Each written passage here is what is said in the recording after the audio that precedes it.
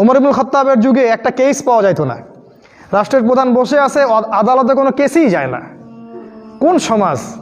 ওমর রাদিয়াল্লাহু আনহু বলতেন যে আমি ভয় করি ইরাকের ফোরাত নদীর তীরে কোনো বকরির বাচ্চা না খেয়ে মারা যায়, আল্লাহ পাক না জানি ওর কারণে আমাকে জিম্মাদারি জবাবদিহি করান। এই রাষ্ট্র কোথায় পাবেন আপনি এখন? তিনি একবার মিম্বরে দাঁড়ালেন, আপনারা জানেন হাদিসটা, গায়ে একটা জামা, তাই না? সাহাবীরা বললেন খুতবা পরে শুনবো, আগে বলেন যে আপনার গায়ে দুইটা জামা কেন আর আমাদের গায়ে একটা জামা কেন? কে ওমর? পুরো মুসলিম জাহানের খলিফা, যার একটা হুঙ্কারে একটা রাষ্ট্র দখল হয়ে যাবে নিমিষেই। ওখানে দ্বারা যদি তিনি বলেন যে এই ইতালি আক্রমণ করতে হবে বা এই মিশর আক্রমণ করতে হবে, এই ফ্রান্স আক্রমণ করতে হবে, ওইখান থেকেই মুসলিমরা করে ফেলতো এক দিনের মধ্যেই।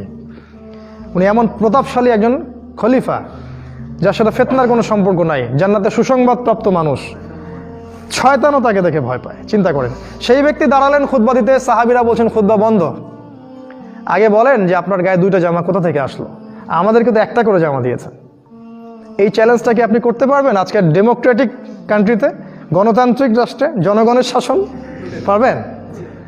বোগাস কথাবার্তা, কোনোদিনও পারবেন না। বরং আপনার কল্লা থাকবে না, কল্লা এক জায়গায়, আপনার দেহ আর এক জায়গায়। তো উমর রাদিয়াল্লাহু আনহু বললেন যে ও আব্দুল্লাহ, তুমি উত্তর দাও। আব্দুল্লাহ হচ্ছে তার ছেলে। আব্দুল্লাহ ইবনে উমর রাদিয়াল্লাহু আনহু বললেন যে আমার যে পিসটা ছিল জামার, এটা দিয়ে বাবাকে 2 পিস জামা বানিয়ে দিয়েছে।